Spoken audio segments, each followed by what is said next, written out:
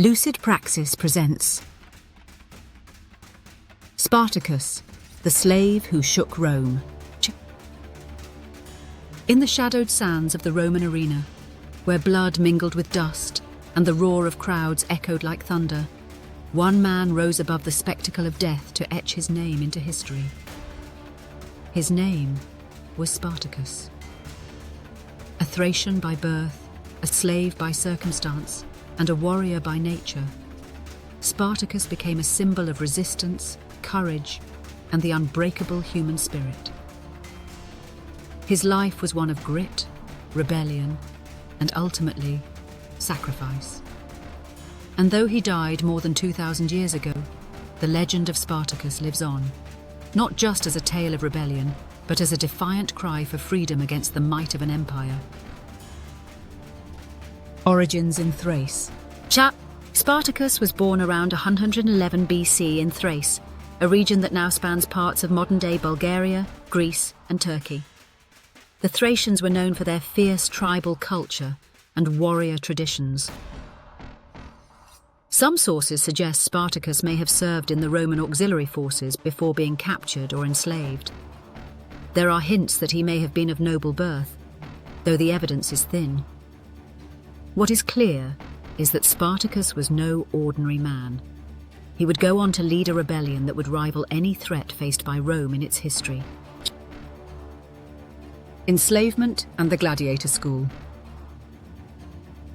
After being captured, Spartacus was sold into slavery and trained at a gladiatorial school, or ludus, in Capua, run by a lanista named Lentulus Batiatus.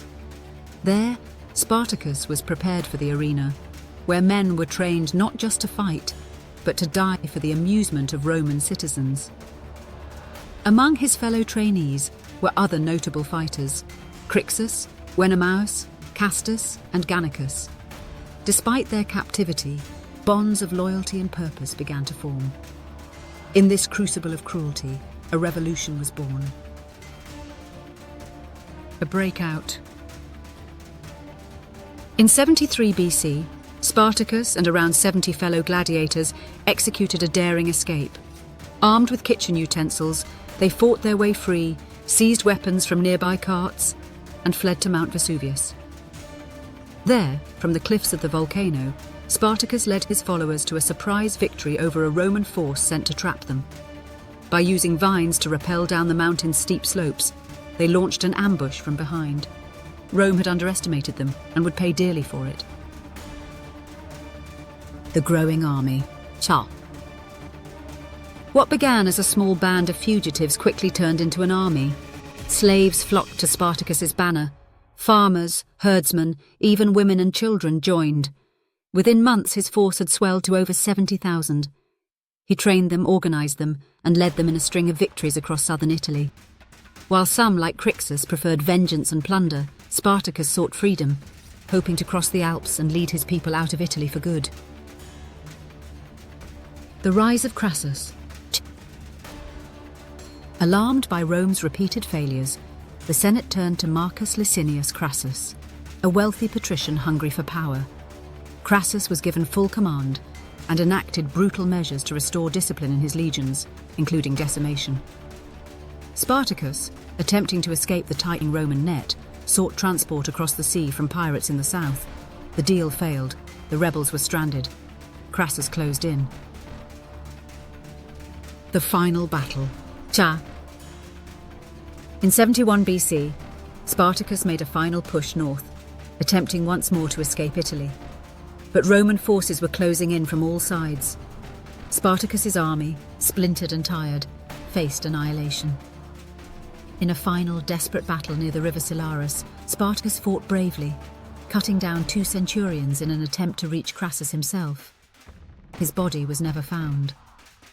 Over 6,000 of his followers were crucified along the Appian Way, a grim reminder of Rome's wrath. Legacy of Spartacus. Though Spartacus fell, his story did not die. To ancient Rome, he was a rebel. To later generations, he became a symbol of resistance against slavery, against tyranny, against empire. Karl Marx saw him as a hero of the oppressed.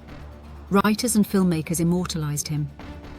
But at his core, Spartacus was a man, one who chose defiance over submission and who dared to fight for freedom in the heart of an empire built on domination.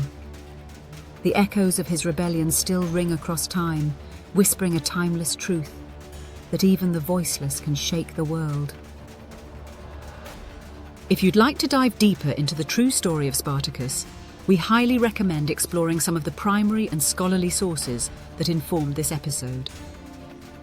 Start with Plutarch's Life of Crassus and Appian's The Civil Wars, ancient accounts that provide first-hand perspectives on the rebellion. For modern, accessible interpretations, check out Barry Strauss's The Spartacus War and Brent D. Shaw's Spartacus and the Slave Wars.